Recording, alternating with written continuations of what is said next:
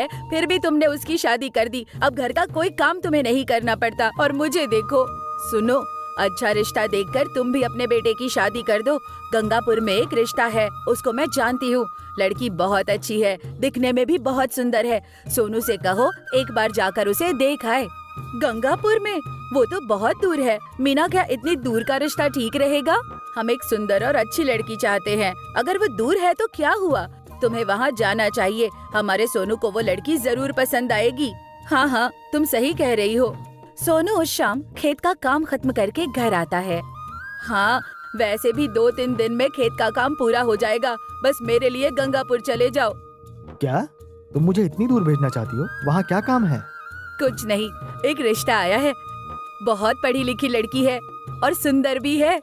जब तक मेरी शादी नहीं हो जाती तुम नहीं मानोगी। ठीक है, जैसा तुम कहो। मैं 4 दिन के बाद जाऊंगा और मिलके वापस आ जाऊंगी। जिस रास्ते से तुम जाओगे वहाँ तुम्हारे एक चाचा भी रहते हैं, एक बार उनसे भी मिल लेना। हाँ हाँ, तुम हमेशा बताती थी कि मेरे चाचा गंगापुर में रहते हैं। मैंने उन्हें अब तक नहीं देखा है। अगर उसी रास्ते से जाना है तो मैं एक बार उनसे जरूर मिल लूंगा। हाँ, वो एक बार यहाँ आए थे, लेकिन तब तुम बहुत छोटे थे। उसके बाद वो अभी तक नहीं आए। बहुत पढ़े लिखे हैं, उनसे मिलो तो उन्हें घर आने को कहना। ऐसे ही 4 दिन बाद तुम गंगापुर जा रहे हो ना? जल्दी निकलना, अच्छा मुहूर्त निकल जाएगा। लड़की के पिता का नाम रामचंद्र है। गंगापुर में तुम किसी से भी पूछोगे वो तुम्हें बता देंगे।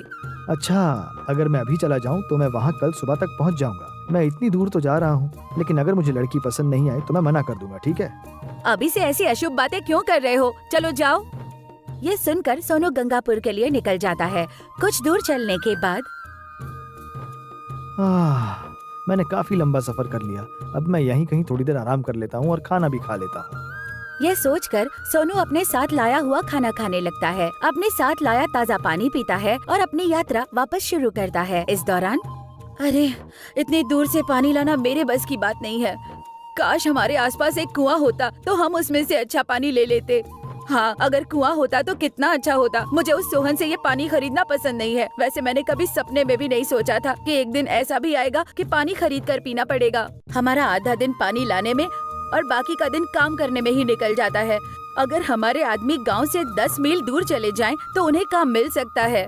हाँ, यहाँ 10 मील तक तो कोई जगह खेती करने लायक नहीं। हम केवल बारिश पर निर्भर रहकर फसल नहीं उगा सकते और ये भी तो नहीं पता कि बारिश कब होगी। अरे हम तो क्या पता किस दिन मालिक इस मासूम को किसी कसाई को बेच दे और तेरा मन दुखी हो जाए। नहीं बाबा, मैं चंदा को कुछ नहीं होने दूंगी। अच्छा बेटी, तू यहीं रुक और बकरियों का ख्याल रख। मैं जंगल से कुछ पत्ते और लकड़ियां इकट्ठा करके अभी लाता हूँ। दुनिया कुछ दूरी पर लकड़ियां और बकरियों के लिए हरे पत्ते इकट्ठा करने चला गया और थोड़ी देर बाद वो वापस लौटा। बेटे, शाम होने को है, अब हमें चलना चाहिए, नहीं तो यहाँ खतरा हो सकता है। दुनिया और उसकी बेटी मालिक के यहाँ लौट आए। तभी दुनिया के मालिक की नजर उनकी बकरियों पर पड़ी, जिनमें से एक बकरी कम थी। वो गुस्से से बोला, दुनिया, इसमें एक बकरी कम है जिसे मैं कल कसाई के पास बेचने वाला था। पता नहीं मालिक, मैं तो सभी बकरियां एक साथ ही लाया था। जरूर तूने मेरी बकरी चोरी करके कसाई के यहाँ बेच दी होगी। अगर कल तक मुझे मेरी बकरी या 10,000 रुपए नहीं मिले तो दुनिया, मैं तेरी खाल खींच लूंगा। अब दुनिया बहुत ही घबरा गया। उसे कुछ समझ में ही नहीं आ रहा था कि वो क्या करे। अगली सुबह दुनिया और उसकी बेटी बकरी की तलाश में जंगल गए, लेकिन उन्हें वो बकरी कहीं नहीं मिली। तभी दीपू की नजर एक सुनहरी बकरी पर पड़ी, जिसका पैर एक जाल में फंसा हुआ था और कुछ जंगली कुत्ते उस बकरी पर हमला करने लगे। ये देख दीपू ने उस प्यारी सुनहरी बकरी की जान बचाई और कुत्तों को मार भगाया। तभी अचानक वो सुनहरी बकरी बोलने लगी, बेटी, तुमने मेरी जान बचाई, तुम्हारा शुक्रिया। बकरी को बोलता देख दुनिया और उसकी बेटी हैरान रह गए। दुनिया बोला, ये क्या, तुम तो बोल रही हो और तुम्हारा रंग भी सुनहरा है। तो बकरी बोली, हाँ, मैं एक जादूगरनी थी, लेकिन एक पैसे और जेवर के साथ गले का हार भी तुम्हें मिल गया, लेकिन ये सब पाने के लिए तुमने एक जान ले ली। तुम्हें इसे क्या लेना देना? तुम हो कौन? मैं किसी भूत वूत से डरता नहीं हूँ। मैं डरावना भूत नहीं हूँ, मैं एक बुद्धिमान भूत हूँ। बताओ, तुम राहगीरों से सारे पैसे, जेवर और हार क्यों चुरा लेते हो? क्यों चुराता हूँ? मैं चाहता हूँ कि मेरी पत्नी और बच्चे आराम से रहें। जिससे हमें पैसे की परेशानी ना हो। अच्छा, तुमने अपनी पत्नी और बच्चों की खुशी के लिए किसी भले इंसान की जान ले ली। क्या तुम उन्हें इतना प्यार करते हो? हाँ बिल्कुल, मैं जो कुछ भी करता हूँ उनके लिए ही करता हूँ। मेरी पत्नी कई दिनों से हीरो का हार मांग रही थी। आज हार को देखकर उसका चेहरा खुशी से खिल उठेगा। अच्छा, लेकिन क्या उन्हें खुश करने के लिए तुम्हें इतने तुम मीना, तुम्हारा बेटा मेरे बेटे से छोटा है, फिर भी तुमने उसकी शादी कर दी। अब घर का कोई काम तुम्हें नहीं करना पड़ता और मुझे देखो।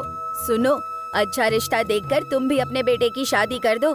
गंगापुर में एक रिश्ता है, उसको मैं जानती हूँ।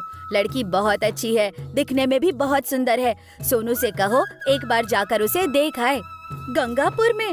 वो तो बहुत दूर है। मीना, क्या इतनी दूर का रिश्ता ठीक रहेगा?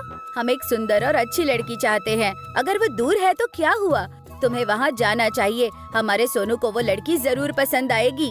हाँ हाँ, तुम सही कह रही हो। सोनू उस शाम खेत का काम खत्म करके घर आता है।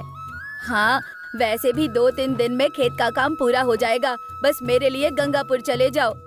क्या तुम मुझे इतनी दूर भेजना चाहती हो? वहाँ क्या काम है? कुछ नहीं, एक रिश्ता आया है। बहुत पढ़ी लिखी लड़की है और